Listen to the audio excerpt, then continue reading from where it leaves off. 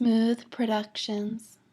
I'm going to introduce Chris Duesing right now. He is an officer in the Army. He's joining us live today. And he was a captain and for the 1st Battalion, 26th Infantry. And he served for 10 years before becoming medically retired. And he served in Germany, Kosovo, and also got a lot of time on Battalion. And Chris, I appreciate you doing this live, and sorry about all the audio issues. Thank you for everything you did. Oh, I don't mind at all. It's good to be with the smooth gentleman. I appreciate that. And we're going to try to do everything over the next 2 or 3 shows, so jump in now. And again, it looks like everything now is playing perfectly. So to start everything off, could you tell us about your childhood and what made you want to join the armed service? Yes, I'm a bit of a anomaly in that my parents were much older when they had me. My father was 48, my mom was 40 when I was born. My father was drafted in 1944 and participated in the invasion of Okinawa. He was in the infantry. He had a small break in service and decided and went home. You know, and like many of us find out, you can never go home again. It's not that home changed, it's that you changed. So he went back in and ultimately ended up in the Air Force. He did 20 years, saw service all around the world, and married my mother when he was stationed in France. My mother was 6 years old when the Germans invaded and occupied the town that she lived in. So they moved to the States after he got out, and I have 6 older siblings, big Catholic family, and growing up, I was, even though Dad had been retired, because of the way the Army or the military works, as the child dependent of a retiree, all of my health care came through the military. So it's always been like an assumption that that was something that I was going to do. When the time came, I had to, graduating high school, I had the decision of whether I was going to enlist or whether I was going to go to college and enroll in ROTC. Because at the time, I wanted to be a glamorous fighter pilot, I elected to go into Air Force ROTC program at Virginia Tech. My freshman year is the year that Bill Clinton was elected president. And I remember the night that it happened. My 18th birthday was the next day, so I did not participate in that election. Upperclassmen came out into the halls of the dormitories, and they're all screaming, "Kiss your commissions goodbye." Bill Clinton's the president. It's awful. Through the course of the year, there was a point where the ROTC officers were doing counseling for us cadets. Basically, what do you want to do? And I told this guy I wanted to fly, and he laughed in my face. And basically, it was with the cut setter coming to defense. Not even all the guys coming out of the service academies are going to get flight slots who want them, so no one coming out of ROTC is going to get one. And it dawned on me that my future career in the Air Force would likely be that of a missileer. So that means one of the 2 guys who sits in the missile silo on 24-hour shifts with the keys and the launch codes in Wyoming or some such. Places I did not want to go, things I did not want to do.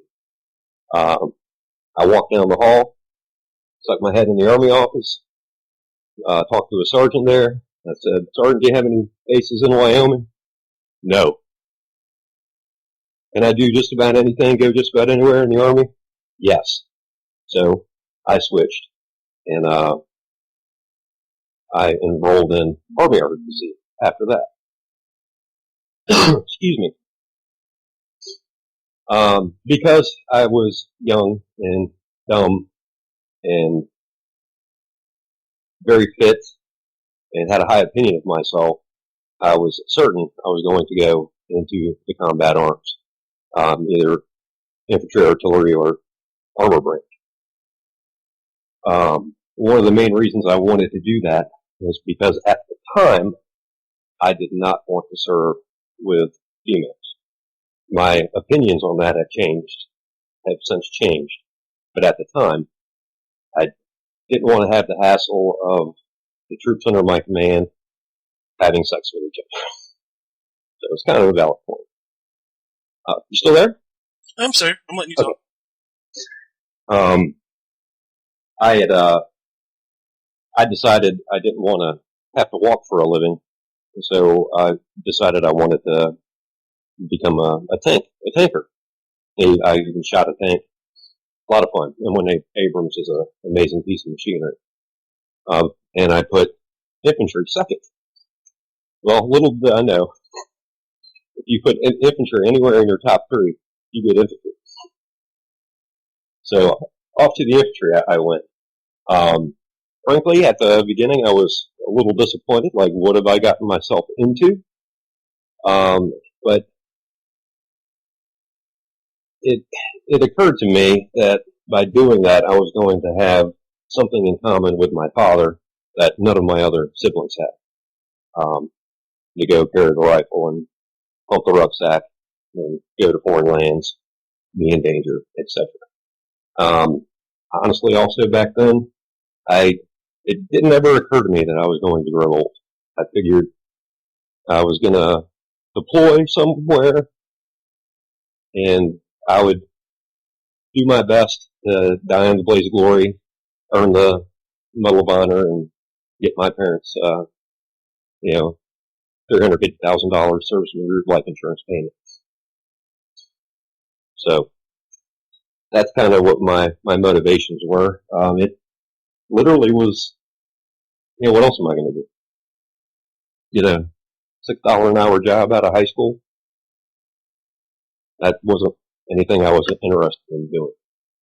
So this was something you did feel passionate about. You just weren't expecting what was to come, right? Yeah, I mean, I knew that infantry training is the hardest training in the Army. I actually got hurt during the basic course and then lied about it. Didn't seek treatment, so I would continue and I was able to graduate on time because I was faced with recycling it. Those injuries would have put me out of the Army at the time, and I did not want that. So I hid them, lied about them, and carried on.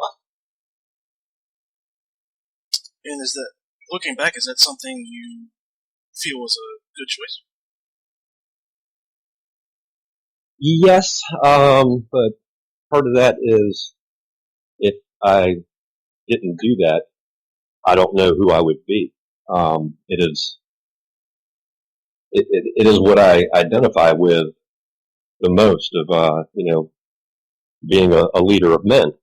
And I had that when I was in the Army, and it's something I've missed since I've been out. Because here I am, a trained professional military leader without any troops to lead. Very frustrating. But why is that necessarily frustrating right now? It's not, being in the Army, that was home. Being in the infantry, that was home. The training normally was worse or harder than the deployments. That was on purpose. And through all that shared suffering, you bond with the guys around you. At the end of the day, soldiers don't fight for the Constitution or the girl back home or because a politician says so. They fight alongside their brothers. They fight for each other. And that's something I don't think many people can comprehend. Would you mind, because I do believe you're correct that a lot of people don't quite understand the mindset of being and specifically in a war zone, being an infantryman. We'll get to that a little bit later about your time in Kosovo. But can you give a little bit more detail as to that mindset of we're fighting for, in your case, a soldier next to me, because if I lose that individual, that time would be male, only male, that would be heartbreaking. It is. I'll tell you. I've recently had the honor of reconnecting with some of the guys who were in my platoon in Germany and in Kosovo. They've come to see me. They've come to see me several times, and they're actually coming back in a couple of weekends. Terribly excited about it. One cool thing about us with PTSD, as soon as I'm with one of those guys, it's going. I feel secure. I feel like everything's fine. And even after nearly 20 years of not seeing each other, it's like we're back in the barracks or laughing about whatever to pass the time. The bond is so tight through the shared suffering and the responsibility to do our jobs that it's a self-fulfilling enterprise. You fight for your brother fights for you, and so on down the line. You're there to get the job done, and then when the mission's over, then we go home.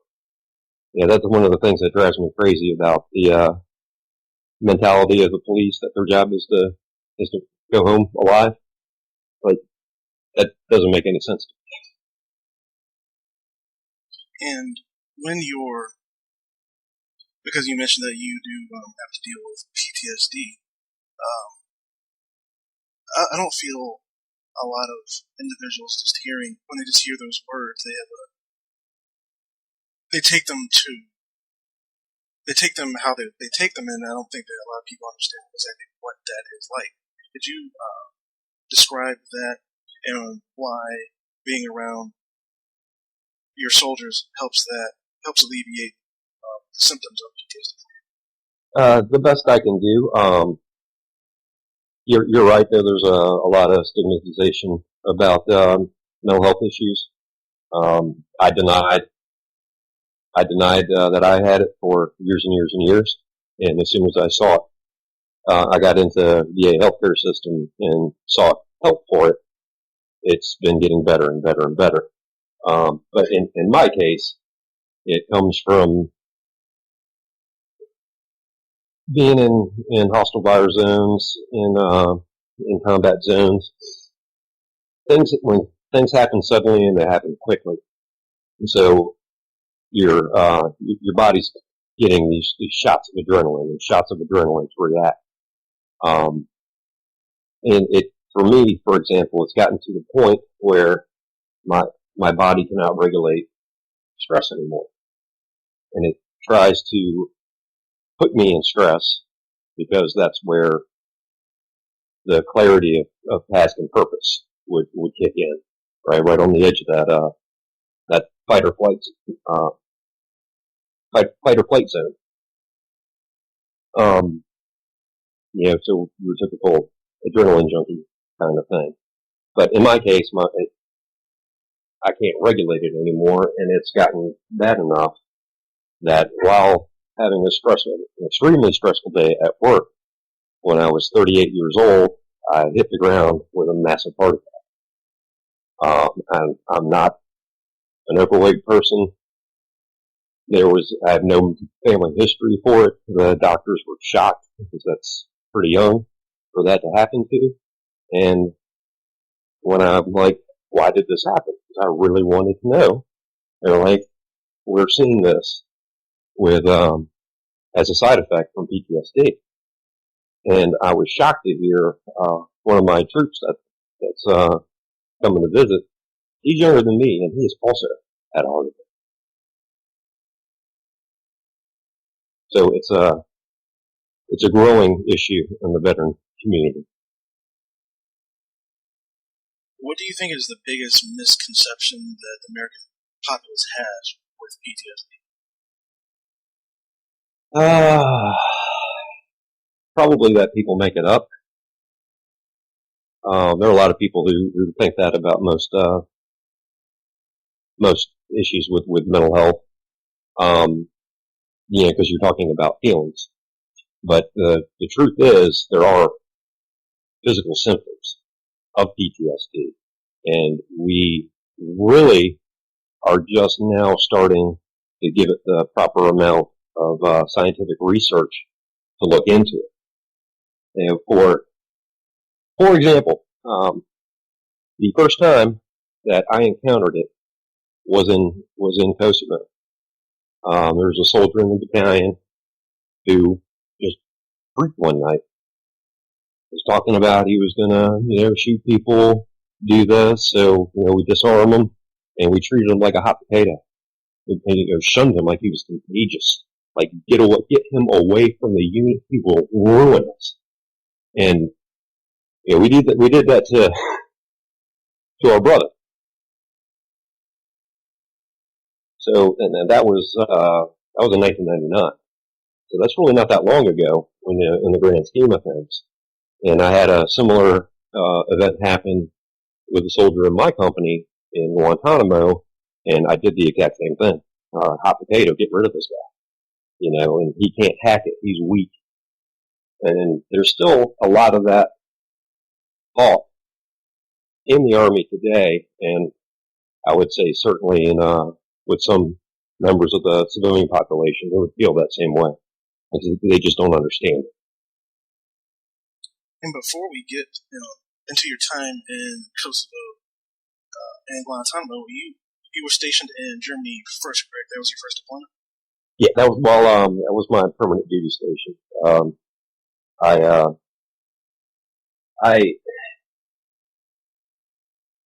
I wanted to go overseas. I wanted to go to Europe specifically, because my mother's European, and I'd been before, and I like her family. I'm actually pretty close with them.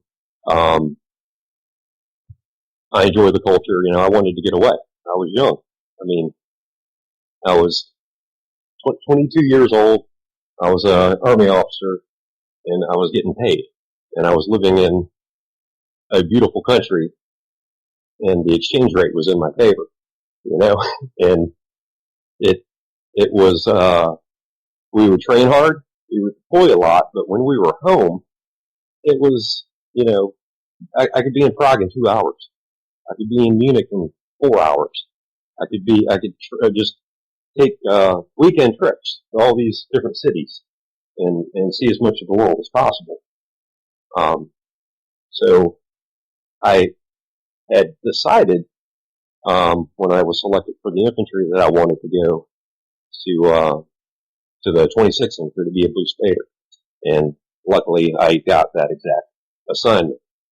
And when I got there, the Army pulled its first great joke on me, and that it managed to immediately deploy me to a country that I learned about when I found out I would be going there.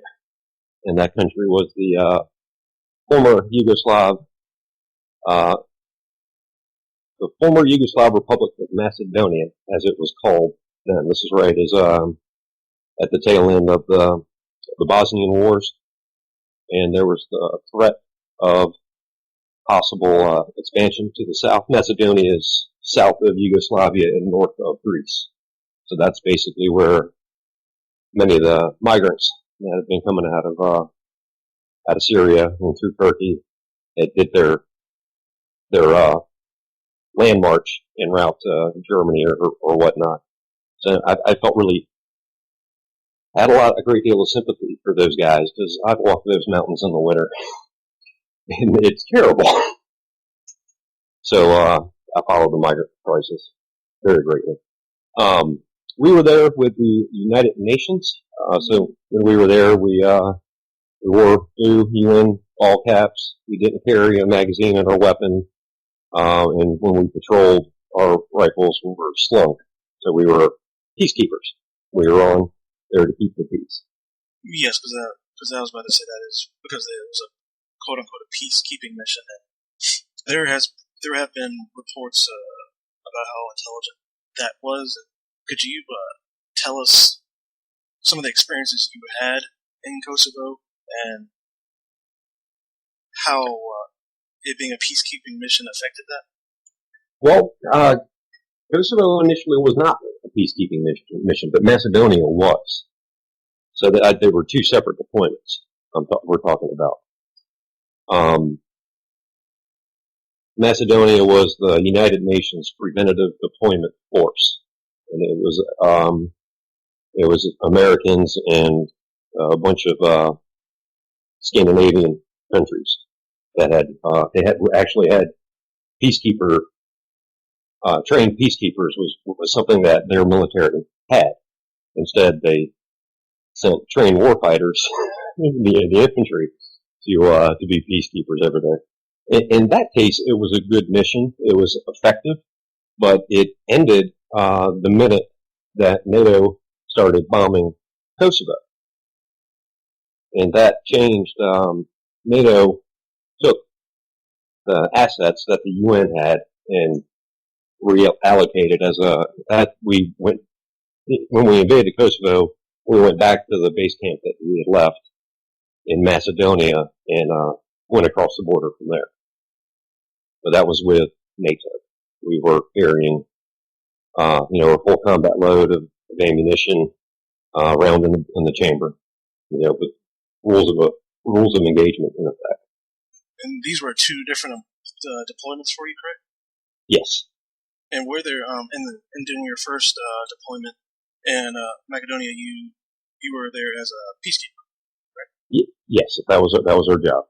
And what were what were some of the challenges and some of the things you saw as being a peacekeeper, and how was that? How did that affect your mentality from normal combat situations? Well, some of the outposts that the UN had established up on to watch the border, we did a lot of that, just making sure that Serbian military did not come across the border into Macedonia. We were there to prevent that. But we didn't have enough assets to fight them. And there were some cases where, I had 14 guys sitting on an outpost, and 1,000 meters away was a Serbian mechanized brigade, 2,000 men with tanks. And I've got a cliff's edge behind me.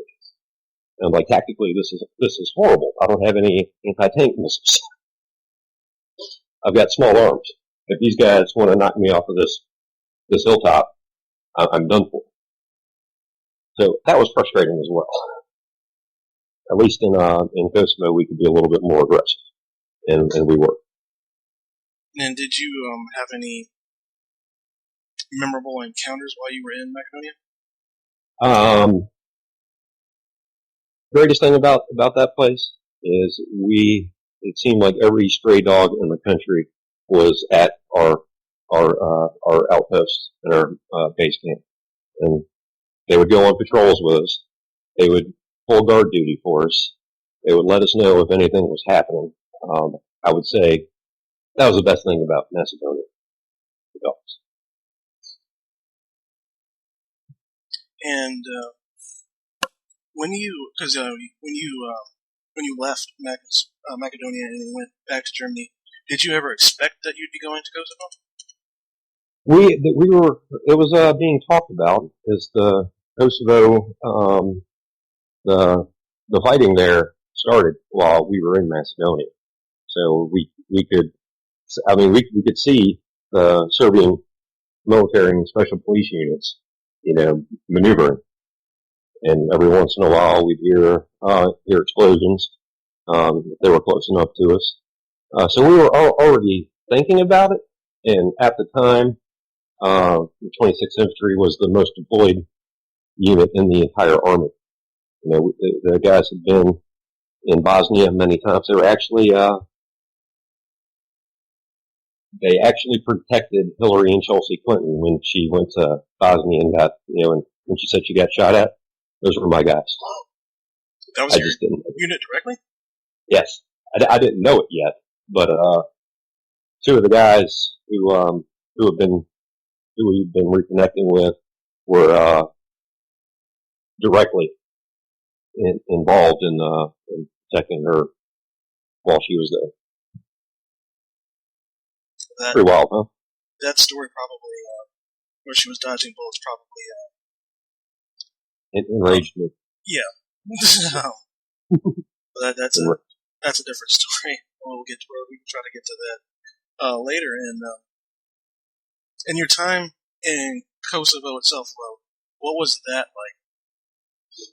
Well,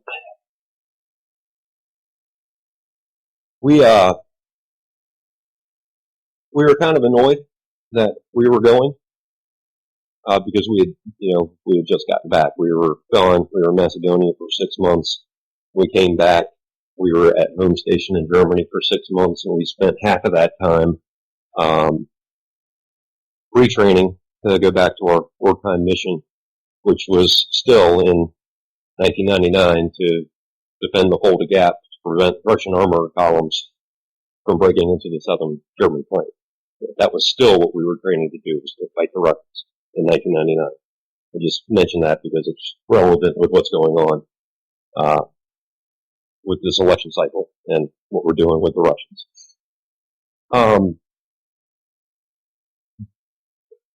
We got over it because, you know, we felt that we were the best unit, and this was just the Army agreeing with us.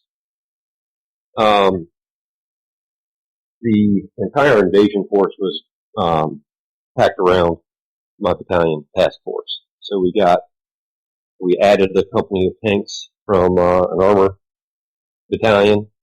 We added we absorbed an entire artillery battalion and, you know, other assets. And ultimately, we had elements of from the Navy. We had a Naval Mobile Construction Battalion, the Seabees, that came to build our base camp. And we weren't sure if the Serbs were going to fight us or not. We didn't know. So back then, when we were going into action, we would paint camouflage on our faces. So we went across the border and load up. Luckily for us, the Serb army decided not to engage and withdrew. We encountered them from time to time, but never exchanged any fire with them. Our immediate task was to disarm the Serbs and prevent them from committing genocide, and also to look for evidence of genocide. And we found them. The problem was that once we took the power away from the Serbs, the ethnic Albanian Kosovars started to get their retaliation. So one day we were protecting Kosovars from Serbs in one part of our sector, and the next we were protecting Serbs from Kosovars. This is generally things like this would happen. Slobodan the Serb would, you know, live down the street from Ishmet the Kosovar. Families probably lived next to each other for 100 years. Well, they hate each other now. So Slobodan goes down into his basement and gets a hand grenade that probably was airdropped by the United States to the Serbs to fight the Germans in the 40s. He puts it in his kid's hand. He pulls the pin, says, "Run down and throw it in Ishmed's yard." So the kid would throw it. Grenade would go boom. We'd hear the explosion. We'd launch a quick response team. We'd roll up to the location, and we'd get there just in time for Ishmed to be coming out with his family armed to defend himself. So he's not going to shoot us. We're Americans, but we're going to take his guns and we're going to search his house and we're going to disarm him. So what do you think happened to that guy after we showed up and disarmed him? More than likely, there was a retaliation against that family. Yeah. Unfortunately slaughtered. They would be on our patrol route, but, this would happen over and over and over and over again, and we just could not keep an eye out for everybody. And when we weren't coming around anymore, the next one time we'd show up, and they're dead. And this was happening across the country. If you can remember back then, when seeing that for the first time, how does that make you feel that you just saw this family, I guess a week ago, and now your unit's coming up and you're seeing them all slaughtered? And I'm assuming the men, women, and children. Yes. Sickening. I mean, through the context of today, it's an accessory to murder.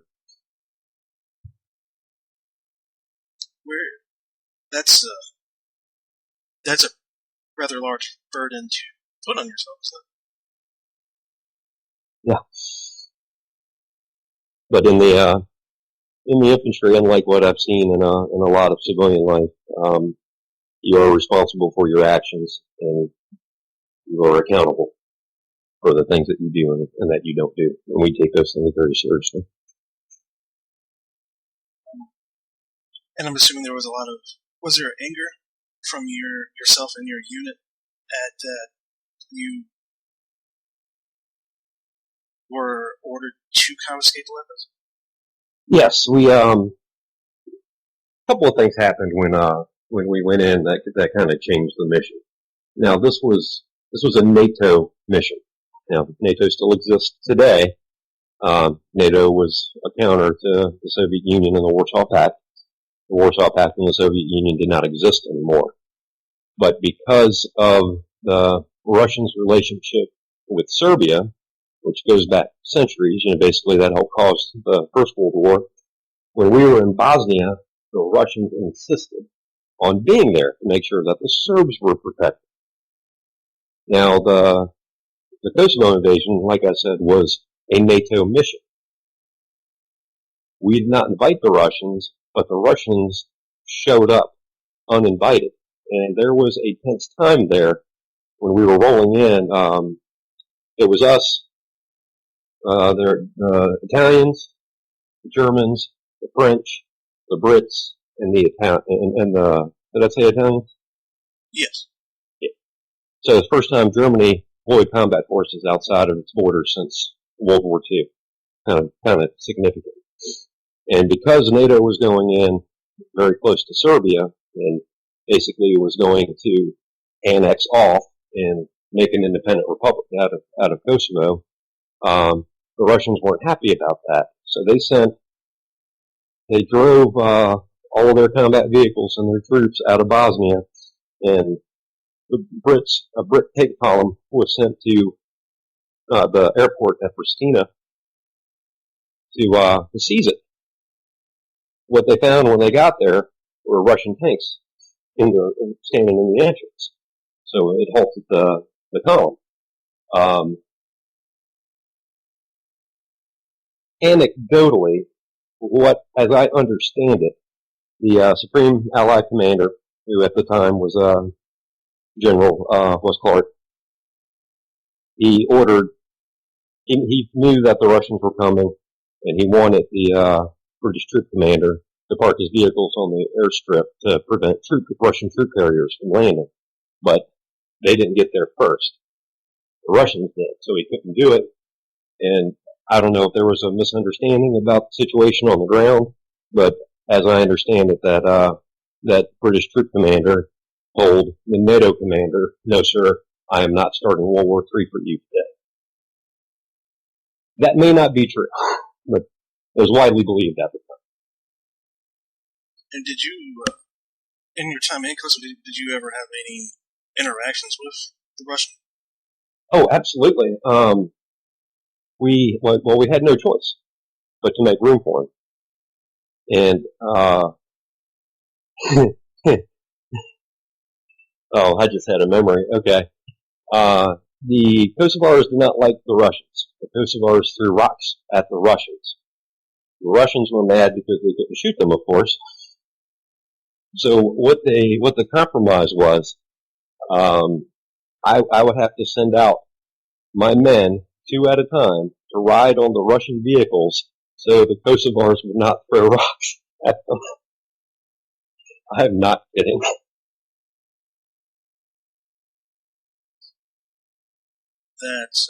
I guess that's a funny little anecdote there, in a situation like that, and what you described there, honestly sounds like what honestly both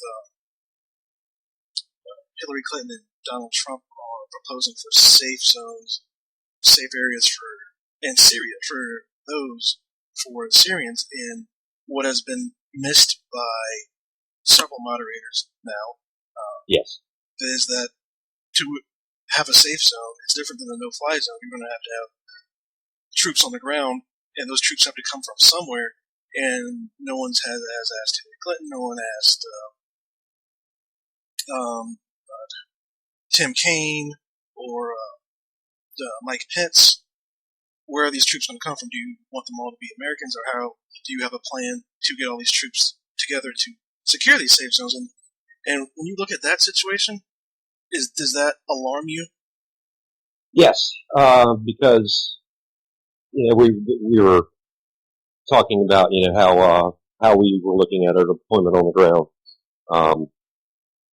just a little while ago, and everything I've said up between then and now, the stories, it was all part of the frustration because we didn't have a clear plan on how to accomplish the mission. What was mission successful was unclear, and it always seemed to change, and we were constantly blaming the White House. Now, this was also when the impeachment and the trial was going on, and it is documented that Bill did would use the military to get into the news whenever something was going to break, resulting to the impeachment.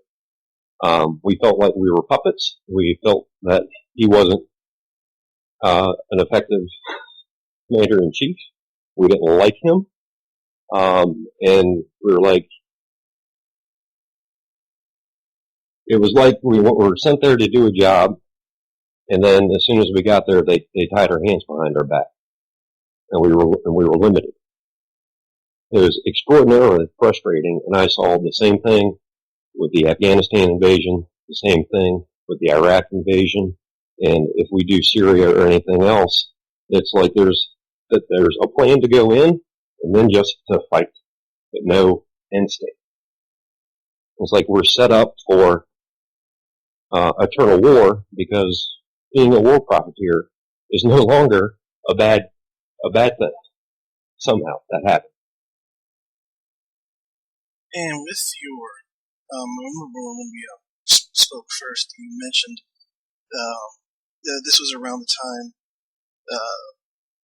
there was a story that you told me on a carrier where you saw Bernie Sanders' name and you were already familiar with him. Oh yeah. Well, I grew up in the 80s, and that was when the Fairness Doctrine was in effect, and there were journalists on the nightly news. So every once in a while in the 80s, Tom Brokaw or somebody would do a story about the oddity of the socialist mayor of Burlington, Vermont. And I thought that was kind of it was a memorable thing. Years later, when we were doing our train up to go do the Kosovo invasion, we had some downtime one night. We're sitting in the barracks, and basically my boys were having a gripe session.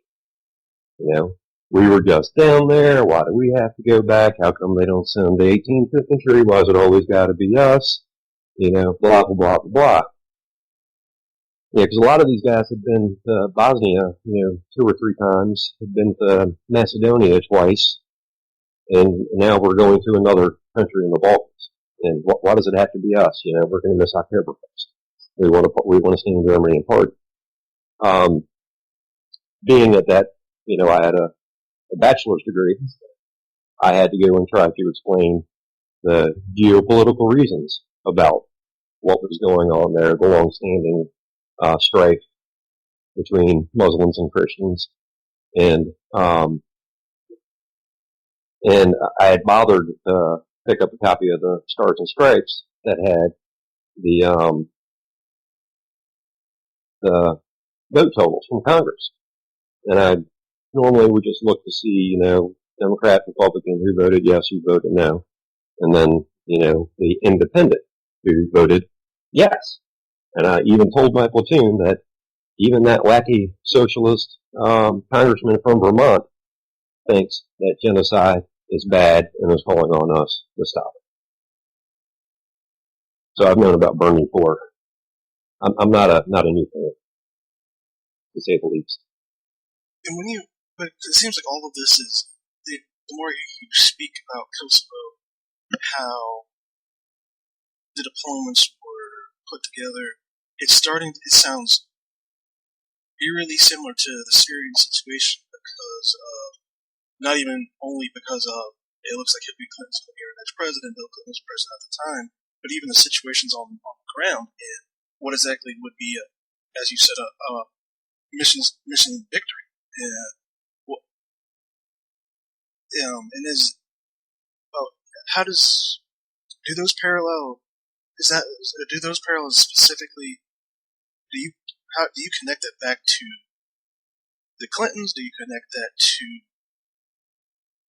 the way our government sees their military now, or what? Why do you think these are so similar? Neoliberal economics, the military-industrial complex. War is extremely profitable to powerful people, and they don't care. I mean, we're talking about, in my opinion, the elites in this country, the people at the top of the economy. I don't even think they feel that poor white Americans are fully human and equal to them, much less a person of color, and much less a brown Muslim on the other side of the world. They don't care. It's not going to affect. The only way it affects them is they're going to make more money. So do you feel that the elites you speak of in politics care about the American troop? They care about us enough to use us as political props when it's to their benefit. But again, go through and look at legislation votes through the last several decades in Congress to expand veterans care or something of the like. And you'll see that very few of them have passed, and most of them have been defeated by the Republicans. And now, while Bernie Sanders never served and didn't want to serve in Vietnam, and I blame him, the man, no one in Congress, I don't think anyone in the entire congressional history of the United States has done more for veterans than Bernie Sanders has, both in the House and in the Senate. And as a veteran, why do you say that? He appreciates us. That's why I was so happy that he was in the race this year. It's like, here's a guy who backs up, who talks the talk and walks the walk and has my back. And when he says, "Thank you for your service," tears come in my eye, and I'm happy to hear it. And that brings up a very interesting point because "thank you for your service" is something that is repeated a lot, but in off-the-record conversations I've had with other military personnel, that it doesn't always come off the way I believe the majority of American citizens feel it does. And when you hear "thank you for your service," what does that directly mean to you? it feels hollow. It's like if there's a flood somewhere, and say a prayer for Greenville. It doesn't do anything. But once the person says it, they feel like they've accomplished something, and check the block. I say it feels hollow because that's about as far as most people go. They don't vote on veterans issues, and they don't have to, of course. But that's about it. Because I have to live with you civilians. I'm not mean to anyone who says it. And my common response when someone says thank you for your service, I say, you're welcome. I did it for you. And then I look at them to see if they get what I just told them. And maybe we'll have a conversation, or maybe we won't. On average, how many individuals would you say understand your response? 1 in 10. 1 in 10? That's it? Yeah. I get a lot of, but I didn't know you. And I'm like, yeah, exactly. You're not hearing what I'm saying. I volunteered for the most dangerous job in the military, expecting to be killed. So you didn't have to. So you didn't have to get drafted to go do it against your will. And we still have an all-volunteer army that's been fighting 2 wars for 15 years. So that immediately makes me think of, I know we only have about 9 minutes left today, but that brings up the Colin Kaepernick situation and the others across the country taking a knee, or some even have did a die-in during the national anthem. And we've heard a lot from individuals like Tom Lauren and a lot of far-right conservatives who will say that this is directly disrespecting the troops, and if you don't like America, to leave. What is your opinion on that and on the protest itself, and what is your opinion on what it seems like non-service members or non-veterans speaking for the military as a whole? It's attacking his patriotism is an easy ploy to not talk about why he's doing it. It's to scream that he's unpatriotic, so they don't have to look to acknowledge that we have a problem with the number of police shootings that happen in this country, especially to unarmed black men. They're screaming this so they don't have to talk about that other thing. That's my take on it. Me, I'm all for what he's doing. It's nonviolent. It's a protest. I participated in the Veterans for Kaepernick Twitter thing when that happened. When I was a platoon leader, 35 men, I'm a white guy. All of my sergeants, so all of the leaders in my platoon were African American or Latino, and of the rest of the enlisted men, they're probably 70% white. And when we were in uniform, we were all green. We didn't have any problems. I served with people of color. They were my brothers. I fought with them, for them. They did the same for me. We swore oaths to the Constitution. The Constitution guarantees free speech. Attacking him for using his constitutional rights by calling him unpatriotic does not make any sense whatsoever. I served so that he could, that he can do that. And I don't want to live in a country where we're forcing people to stand for the anthem, to say the Pledge of Allegiance, etc., etc. That's not a country I want to live in. And as a member, active duty members do have to stand for the anthem. But we signed up for that. Yeah, correct. And do you feel that is where some of the conflation comes into play, or do you feel it's just purposeful? We don't want to talk about restructuring how the police are trained, or how do you feel? Why do you feel it went in that direction? I think just because it's easy, you know. And people who weren't in the military don't understand what our drilling ceremonies and our regulations require of us. You know, remember, the military is purely socialism. You volunteer, they give your life, they give you clothes to wear, they give you a place to live, they give you food to eat, they pay you, they give you medical coverage, dental coverage, they have a retirement plan, they give you money to go to school, but you, in exchange for that, they get to use my life for whatever they tell me to go and do, no matter what. And standing and saluting. Okay, I got a better one. On post, play reveille in the morning, flag goes up, play retreat at night, flag comes down. If you're in uniform on post and you hear that bugle, if you're in your car, you get out of the car, you stand at attention, you salute. If you're outside, you stand at attention. So if you hear the music, you face the flagpole. How many people that I have seen would hear the first couple of notes and run for a doorway?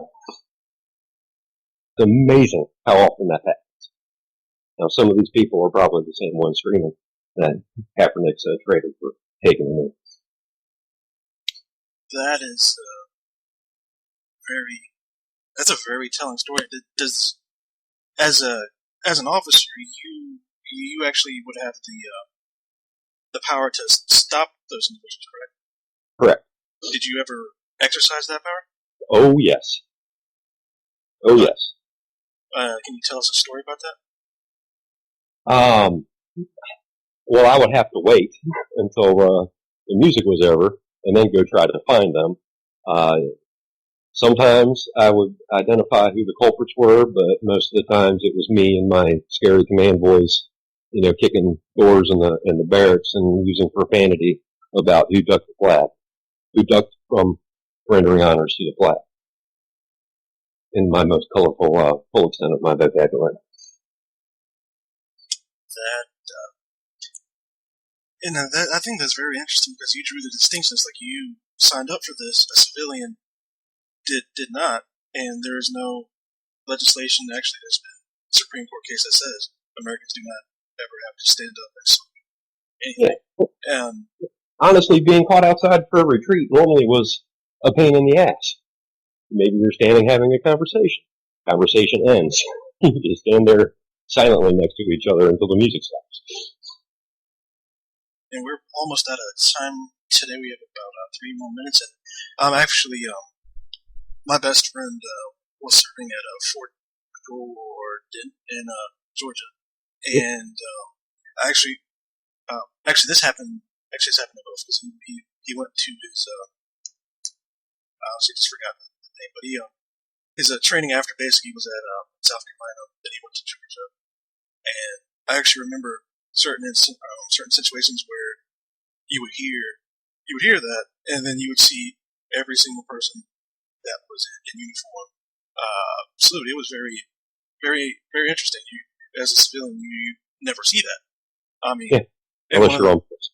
And one of my biggest qualms about civilians attacking Kaepernick is that I've been in rooms with people who are on the right. I'm not going to say they're all the way conservative, but they would be, you would hear the anthem at a football game and everyone still sits. You would be in a restaurant, you hear the anthem, everyone still sits.